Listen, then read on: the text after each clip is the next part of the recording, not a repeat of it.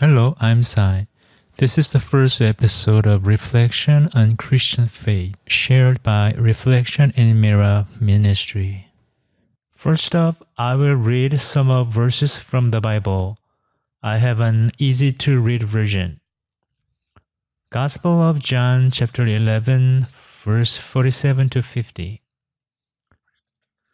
Then the leading priests and Pharisees called a meeting of high council. They said, "What should we do? This man is doing many miraculous signs.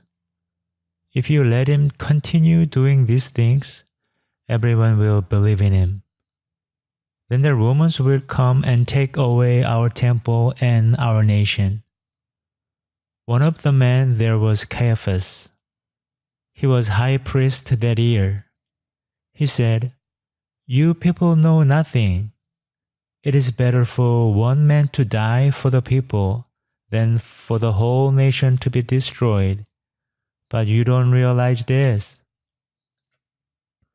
Now, I would like to share some of ideas that our value system in numbers affect not only our society, but churches in general. And it really works, sometimes in negative ways, in terms of shaping our faith. We all human beings cannot live without numbers. We count numbers in our daily life. For example, we count money, we count scores, we count everything. Also, we make values in numbers. For example, we think $10 bills are more valuable than $1 bills. And having 100 apples is more valuable than having 10 apples in the harvest. It is so obvious for us to value the many over the less. We distinguish small and big or less and much in everything and make values out of them. And then we judge everything according to our value system in number. And at the same time, we are judged by those numbers. In other words, someone judges by our numbers. How many scores did you get in SAT? How much do you earn every month?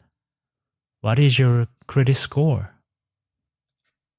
According to your figures, you are judged by people around you. Number is everything, and number is very powerful. You are making numbers every day, and this is reality that people will judge you by numbers you are making. So what is your numbers? In value in numbers affect our society. We all know about majority rule. In democratic society, the majority controls everything in politics and economy. That is, the greater number should exercise greater power. At least that's what people say. That's supposed to be the way in democratic society. That's the paramount of democracy. The many, the better. How about churches? Do you think bigger church in size is better? I'm pretty sure that there are many merits for me when I go to a big church. And I see many Christians prefer big-sized churches to small churches. So valuing numbers are also very effective in churches too. However, I always think churches should be different. I believe sometimes we Christians should think differently in terms of our values in numbers. When I read Gospel of John, chapter 11, verse 47 to 50, we find majority rule. Because it says it's better for one man to die for the people than for whole nation to be destroyed. So it is better to kill one person than many people get killed. It would be better to sacrifice the less or the little to save the many or the big. This is a very logical statement and powerful to persuade people. It makes a lot of sense. And these logical and very persuasive statements of the high priest, Caiaphas, eventually killed Jesus. I think I can say Jesus Christ died because of this majority rule and value in numbers. So in a sense, and some cases, numbers are evil to me. What happened here? Your fellow hunters do this? Cute. And no, my money's on the military. Why would they mow down all these people? You can't let everyone in. So they killed them? And dead people don't get infected. You sacrifice the few to save the many. It's kind of shitty. I'm not saying majority rule is evil, but our value system in numbers can mislead us, can be misused. I think that's why we have minority right in our society.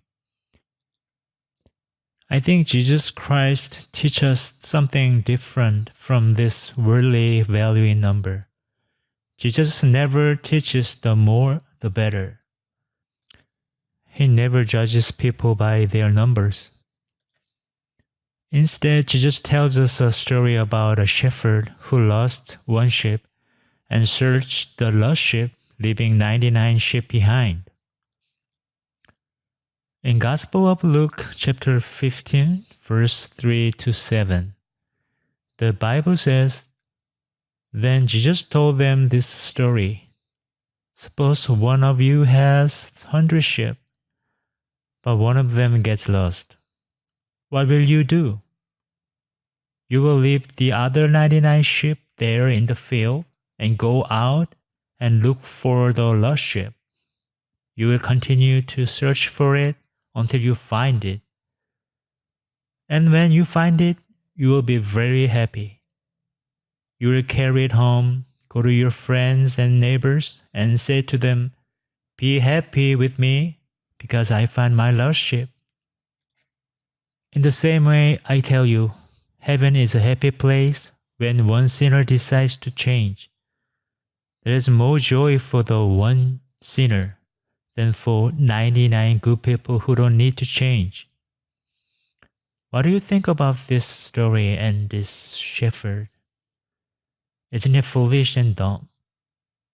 According to our value system, this foolish shepherd made two critical mistakes. One, he lost a sheep. And two, he left 99 sheep behind, which are much more valuable than just one sheep. Imagine, what if wolves come to these 99 sheep, which are deserted and vulnerable without the shepherd, when these stupid shepherds go and search for the just one sheep? Can you think this shepherd is good? But we need to think why Jesus Christ tells us this story. High priest Caiaphas definitely would not agree with Jesus. In many churches, this powerful value system, counting numbers, blinds us when we pursue a bigger sized church. We count people in chapel every Sunday. Why is it so important? If we have more people in worship service, we consider it as successful service. For many Christians, mega churches are considered as successful churches or successful ministry. Is it successful? Thank you for watching.